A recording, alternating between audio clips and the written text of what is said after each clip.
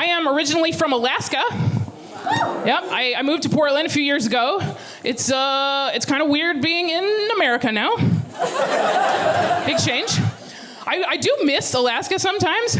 Because say what you will, living in Alaska is exciting as shit, man. You never know what you're gonna get. I once had a bear come to my front door when I lived in Alaska. I did. I heard the doorbell ringing one day. like ringing off the hook, you know, like bing bong, bing bong, bing bong, bing, bing, bing, bing, bing, bing. And I thought, okay, some Girl Scout troop's about to meet their out-of-pocket maximum. So I go to the front door to kill him. I look out the window, it's a goddamn bear ringing the doorbell with his snout. Like, what do you do at that point, you know? This is his house now. Possession and being a bear is 9/10 of the law.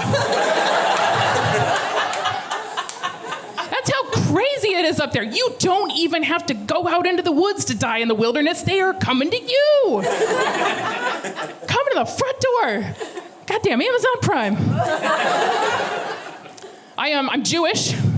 I'm half Jewish, technically. I haven't set foot in a synagogue for 20 years. I'm Jewish. I am not a good Jew. Last year, I ate a bacon cheeseburger on Yom Kippur. That is big no-no for those who aren't familiar. I'll tell you what, though, growing up as a Jewish kid in Alaska is a hell of a thing, man. There are not a lot of polar Jews. We are endangered.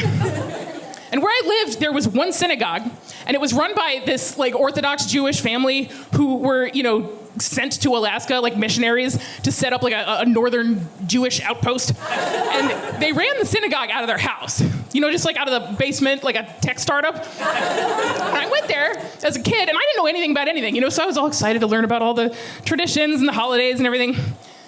So Jewish holidays are scheduled from sunset to sunset, right? Like it doesn't follow the regular calendar, changes every year. The problem with that is, in Alaska, the sun doesn't set for 6 months in the summer. It's daylight 24 hours a day. And like in the winter, you never even see the sun. So as kids, we were like, you know, what are we supposed to fast from September to May? So the rabbi and his wife, the missionaries, what they did was they like sat down and made up sunset times for each day, and they printed it on a calendar that they handed out to all the Jewish families in Alaska so you would know when the holidays were. And like each month of the calendar had a little like hot tip on being Jewish in Alaska. It's like Q&A with the rabbis, I think. Like, is moose kosher? Is it? I don't know. Nobody's ever gotten close enough to see whether the hooves are cloven and live to tell about it, so who knows, right?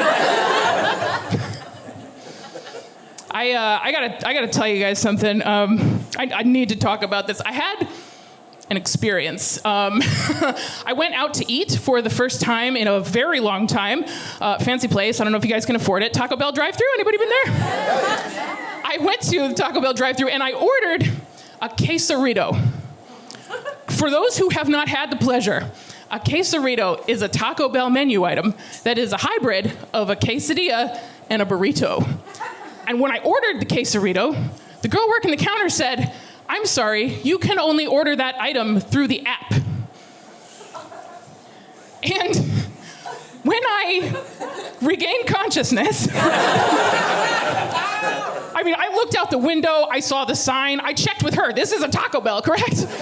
She said, yeah, there's just some items now that you can only pre-order through the Taco Bell app. And I said, you understand that you're undermining your whole brand, right? Because Taco Bell is not a pre-place.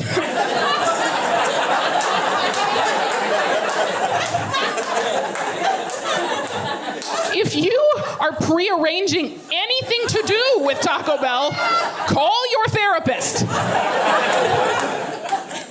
And furthermore, you don't even go to Taco Bell. You stop at Taco Bell on the way to wherever you're going to go pass out for the night. This kid should have been amazed that I was sober enough to have this conversation. So I thought, okay, we got this. We can figure this out. We are strong, independent women. Okay. Do you have tortillas? Do you have meat, cheese, rice? She says, yeah. said, do you know how to make a quesarito? She says, yeah. I said, let's check in. Where are we on this? She said, no, you don't understand. There's not even a button on the ordering machine to ring up a quesarito. I said, okay, I got it. How about this? What if you press taco, but you make a quesarito?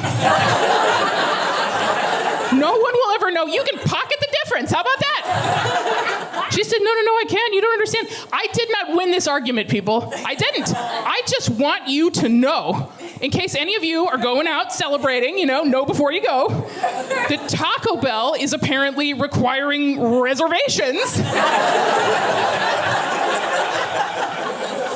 if you would like to enjoy a quesarito, or apparently several other menu items. And after some deep introspection, I just don't think there's gonna be quesaritos in my future. Because I cannot create an account with Taco Bell. Do you understand what I'm saying? I don't have standards in the other areas of my life, I really don't. But I cannot set up a registry with a fast food chain. Pre-order from the Taco Bell app. How dare you? Download and not just download. Oh, no. You have to set up, you got to give them your name and your email address and your phone number and your home address and your credit card and tap here to prove you're not a robot. I could buy a gun tonight.